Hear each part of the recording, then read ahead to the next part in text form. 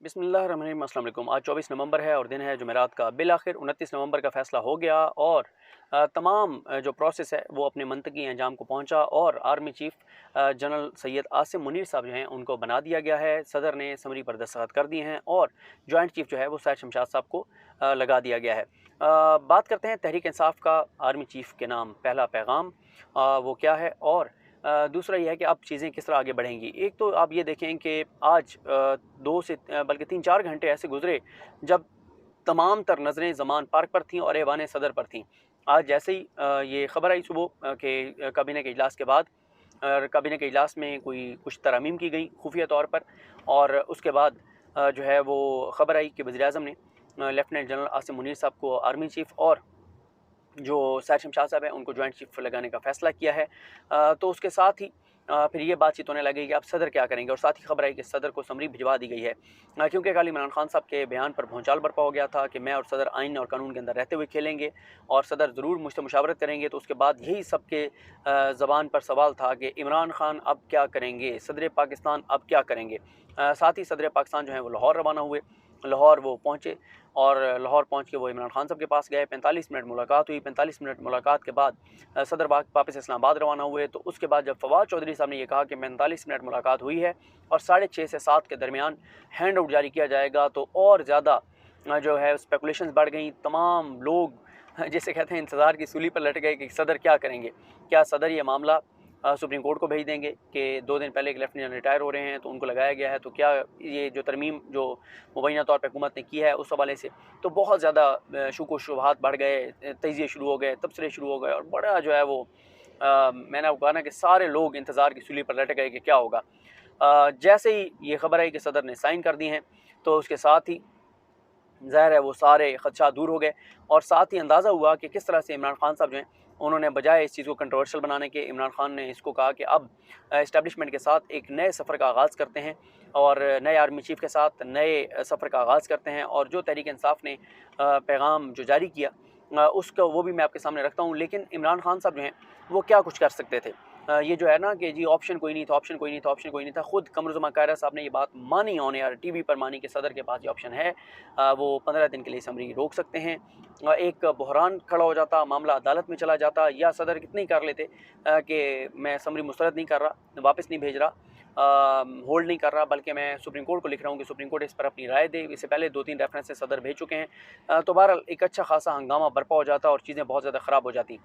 लेकिन इमरान खान साहब ने कहा कि जी हम बिल्कुल आर्मी चीफ की तकर्री को कंट्रोवर्शियल नहीं करेंगे और जो लगाया गया हम देखेंगे इनका कंडक्ट और चीज़ें ये किस तरह आगे बढ़ते हैं। तो सदर को उन्होंने कहा जी बिल्कुल आप जो है वो समरी पर दस्तखत कर दें और सदर पाकिस्तान ने समरी पर दस्तखत कर दिए। अब आ जाएँ तहरीक इंसाफ ने जो बयान जारी किया, जो अलामिया जारी किया, उसमें तहरीक इंसाफ ने कहा कि फ़ौज के नए सरबराह की तकर्री के ज़िमन में सदर मुल्क का अलामिया सामने आ चुका है। तहरीक इंसाफ का मौक़िफ़ वाज़ेह है कि हम मुल्क की सलामती और इदारों के इस्तेहकाम के लिए हर कदम उठाने को तैयार हैं। गुज़िश्ता 8 माह के वाक़यात ने वाज़ेह तौर पर मुल्क में तफ़रीक़ पैदा की। इन 8 माह में जो इक़दामात उठाए गए उनसे मुल्क और इदारों को शदीद नुकसान पहुँचा। पाकिस्तान में इंसानी हकूक़ की बदतरीन खिलाफवर्जी देखने में आई। सहाफ़ती इदारों और सहाफ़ियों को शदीद दबाव और तशद्दुद का निशाना बनाया गया। फिर वो लिखते हैं कि अरशद शरीफ जैसे नामवर सहाफ़ी शहीद कर दिए गए। मुल्क की सबसे बड़ी सियासी जमात और मुल्क के सबसे बड़े लीडर इमरान खान को दीवार से लगाने की कोशिशों के नतीजे में मुल्क बदतरीन सियासी अदम इस्तेहकाम का शिकार हो गया। इस सियासी अदम इस्तेहकाम ने मुल्क में शदीद मुआशी बहरान को जन्म दिया। फ़ौज की नई क़यादत से हमारी तवक्को है कि वो मुल्क में आइनी हकूक़ की बहाली और जमहूरियत के इस्तेहकाम के लिए अपना किरदार अदा करेगी। अवाम को नए इंतखाबात के ज़रिए मुल्क की नई क़यादत चुनने के हक़ को तस्लीम किया जाएगा। अवाम फ़ौज से तवक्को रखती है कि बैरूनी ख़तरात के साथ अंदरूनी मामलात पर अवाम की तवक्कुआत के मुताबिक गैर जानिबदाराना मौक़िफ़ अपनाते हुए सियासी जमातों के सियासी हकूक़ सलब नहीं किए जाएंगे। मुल्क में जारी बहरान का वाहिद हल नए इंतखाबात हैं। पाकिस्तान का दर्द रखने वाले तमाम इदारों और शख्सियात को इंतखाबात के इनेकाद में अपना किरदार अदा करना चाहिए। Chairman joint chief of staff committee मुकर्रर होने पर जनरल सैयद शमशाद और चीफ ऑफ आर्मी स्टाफ मुकर्रर होने पर जनरल आसिम मुनीर के लिए नेक तमन्नाओं का इजहार करते हैं। ये जो है वो पैगाम तहरीक इंसाफ की जानिब से भेजा गया और नए आर्मी चीफ को, और ये पहला पैगाम था तहरीक इंसाफ का। और अब जो है वो इस्टेब्लिशमेंट और इमरान खान के दरमियान एक नए सफ़र का आगाज़ हो गया है, होने जा रहा है 29 नवंबर से। और तहरीक इंसाफ ये तवक्को करती है कि जैसे दावा किया जा रहा है कि फ़ौज न्यूट्रल है तो फ़ौज न्यूट्रल होकर दिखाए प्रैक्टिकली, क्योंकि ये बात तो रोज़े रोशन की तरह आया है कि पिछले 8 माह में फ़ौज न्यूट्रल नहीं थी। गैर आइनी इक़दाम किए गए, सहाफ़ियों पर तशद्दुद किए गए, सहाफ़ियों पर मुकदमात बनवाए गए और बदतरीन जबर का माहौल रहा पिछले 8 माह में। और सिर्फ़ इसलिए कि हमने शहबाज शरीफ को मुसल्लत रखना है, हमने शहबाज शरीफ को वज़ीर-ए-आज़म रखना है, हमने नवाज़ शरीफ को खुश रखना है, उसके लिए मुल्क की बुनियादें हिला दी गई, मुल्क की बुनियादें खोखली कर दी गई, मुल्क को मुआशी तौर पे तबाह और बर्बाद कर दिया गया, अवाम को ज़लील और ख्वार कर दिया गया। 25 मई को जो कुछ हुआ वो उसके पीछे इस्टेब्लिशमेंट बिल्कुल शामिल थी। और इसलिए इस्टेब्लिशमेंट शामिल थी कि अगर आप पिछले 8 माह का रिकॉर्ड उठा के देख लें कि जो इस सारी दहशतगर्दी के मास्टरमाइंड हैं राना सनाउल्लाह, जो 25 मई को दहशतगर्दी की गई उसके मास्टरमाइंड राना सनाउल्लाह अपने दफ्तर में कितने बैठे हैं और किसी और दफ्तर में कितने बैठे हैं, तो आपको अंदाज़ा हो जाएगा कि कहाँ पे ये सारे मंसूबे बन रहे थे जो कुछ पिछले 8 माह में हुआ है। तो अब तहरीक इंसाफ ये तवक्को करती है कि इस्टेब्लिशमेंट जो है वो वाकई न्यूट्रल हो, और निकला है इस्टेब्लिशमेंट इस ज़िद से कि हमने शहबाज शरीफ को जो है वो वज़ीर-ए-आज़म रखना है हर सूरत में, हमने नवाज़ शरीफ को नाराज़ नहीं होने देना। तो बाजवा साहब की तो ज़ाहिर है ये मजबूरी थी, क्योंकि बाजवा साहब इनको डिग्गी में छुपवा कर, सरेआम बुलवा कर, मलिक अहमद ख़ान को बुलवा कर, आसिफ अली ज़रदारी को बुलवा कर, शहबाज शरीफ को बुलवा कर, मरीम नवाज़ को बुलवा कर, मौलाना फजल रहमान को बुलवा कर, इनसे कई मुलाकातें जो हैं वो कर चुके थे। तो इसलिए उनके लिए मुमकिन नहीं था, क्योंकि जो चीज़ें इनको पीडीएम वालों को कहकर और इमरान खान की हुकूमत गिराई गई थी, अगर पीडीएम ऑन रिकॉर्ड आकर वो बातें कह देती तो इदारे के अंदर सूरत हाल बहुत ख़राब हो जाती। जो चीज़ें कहकर इनको इमरान खान की हुकूमत गिरवाई गई थी, जो बताकर इनको इस्तेमाल किया गया था, उसके वो अगर बातें ये आकर ओपनली कर देते तो चीज़ें बहुत ज़्यादा इदारे के अंदर ख़राब हो जाती। शायद पाकिस्तान की तारीख़ का ये पहला वाक़या होता कि बहुत ज़्यादा इदारे के अंदर सूरत हाल ख़राब हो जाती। वैसे तो पाकिस्तान की तारीख़ में पहली मरतबा इदारे के हवाले से सेंटिमेंट्स जो हैं वो आवाम के अंदर बहुत नेगेटिव हैं, जो कुछ मुल्क के साथ किया गया है। क्योंकि देखें इन 8 माह में जो कुछ हुआ गैर आइनी, गैर कानूनी जबर, तशद्दुद, जुल्म, उसका सिर्फ़ और सिर्फ मकसद एक था कि शहबाज शरीफ को हमने वज़ीर-ए-आज़म रखना है, नवाज़ शरीफ को हमने नाराज़ नहीं होने देना। उसके लिए देखें क्या कुछ पिछले 8 माह में नहीं हुआ। अरशद शरीफ साहब को शहीद कर दिया गया, इमरान खान पर कातलाना हमला हुआ, सहाफ़ियों पर मुकदमात बने, गद्दारी के मुकदमात बने, दहशतगर्दी के मुकदमात बने, लोगों को उठाया गया, सोशल मीडिया वालों को हरासा किया गया, मीडिया का गला घोंट दिया गया, मीडिया को यरगमाल बना लिया गया, 9 चैनलों को अरबों रुपए बांट दिए गए। और शरीफ ख़ानदान को देखें, मरीम नवाज़ बरी हुई, कैप्टन सफदर बरी हुए, हमजा शहबाज बरी हुए, शहबाज शरीफ बरी हुए, सागडार वापस आए, नवाज़ शरीफ को पासपोर्ट मिला, मरीम को पासपोर्ट दिलवाया गया, मरीम को बाहर भिजवाया गया। लेकिन आवाम को क्या मिला?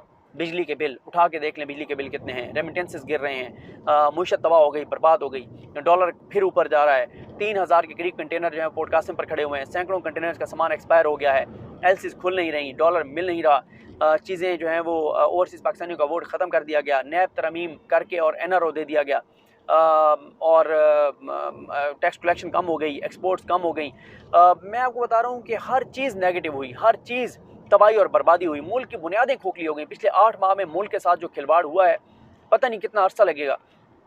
इन 8 माह से निकलने के लिए शायद 8 साल लग जाएँ। तो अल्लाह करे कि नए जो आर्मी चीफ़ आए हैं, जनरल आसिम मुनीर साहब, वो वाकई न्यूट्रल हों। वो ये ना देखें कि उनको नवाज़ शरीफ ने लगाया है तो अब उन्होंने नवाज़ शरीफ को के लिए ही चीज़ें करनी है। ये ओहदा जो है ये मुल्क के लिए है, अब 22-23 करोड़ लोगों के लिए, ये नवाज़ शरीफ के लिए नहीं है, ये मरीम नवाज़ के लिए नहीं है, ये 2 ख़ानदानों के लिए नहीं है, ये उनकी करप्शन और लूट मार को बचाने के लिए नहीं है, ये जजेस को मैनेज करने के लिए नहीं है, जजेस को वीडियो दिखा के और इनके हक़ में फ़ैसले लेने के लिए ओहदा नहीं है। वफ़ादारी जो है वो आर्मी चीफ़ की सबसे पहले मुल्क के साथ और मुल्क के अवाम के साथ होनी चाहिए, ना कि उनके अपने जो कोई ज़ाती अगर मामलात हैं तो 2 ख़ानदानों के लिए उनको इस्तेमाल होना चाहिए। और बिल्कुल हम ये तवक्को नहीं करते कि आसिम मुनीर साहब ये करेंगे।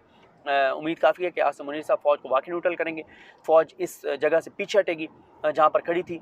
देखिए मैं आपको बताऊँ, बहुत से लोगों को मैं जानता हूँ जिनसे चीज़ें करवाई गई वो नहीं करना चाहते थे, वो कहते थे कि हम नहीं करना चाहते ये चीज़ें, लेकिन मसला ये है कि हम इदारे की पॉलिसी के ख़िलाफ़ जा नहीं सकते, हम इनकार कर नहीं सकते, हम नो कर नहीं सकते, हमारी मजबूरी है। कल असद उमर साहब ने बात बताई कि इमरान खान साहब के इत्तेहादियों ने बताया इनको असद उमर को कि जी हमें तो कॉल आई है कि इमरान खान को छोड़ के पीडीएम के साथ चले जाएं। और वैसे भी सबको पता है कि एमकेएम की औकात नहीं है कि एमकेएम अपनी मर्ज़ी से इमरान खान को छोड़कर जाए या बाप वाले छोड़कर जाएँ। तो ये बात बड़ी वाज़ेह थी कि ये सारा ये रजीम चेंज ऑपरेशन करवाया गया था, इमरान खान को गिराया गया था, शहबाज शरीफ को बिठाया गया था, और उसके बाद शहबाज शरीफ को मुसल्लत रखने के लिए कि कौम हर सूरत में माने, कौम के साथ क्या क्या चीज़ें हैं जो कि पिछले 8 माह में नहीं हुई।